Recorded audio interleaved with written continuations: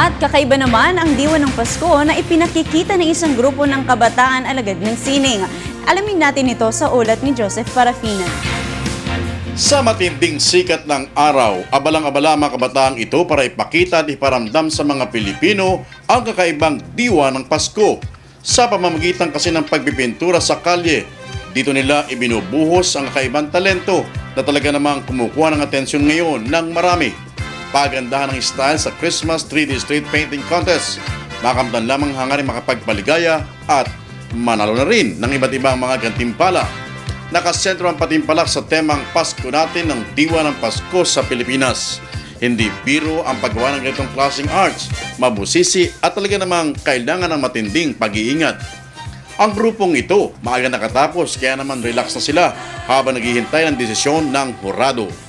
Yung abida, nilagay po namin sa Christmas tree para yung nagsisimbolo sa Paskong Pinoy.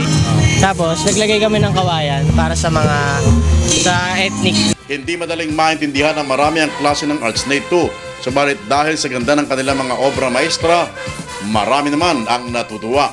Sa labanan ngang ito, sino mag-aakala na kalsada ang pinipintahan? Kaya naman payo ng mga artist sa mahilig dito, sige lang, go go go! Pagpatuloy niya lang yung desire niya sa pagpipinta, tsaka tiwala lang sa sarili. Para sa Telebisyon ng Bayan, ako si Joseph Parafina.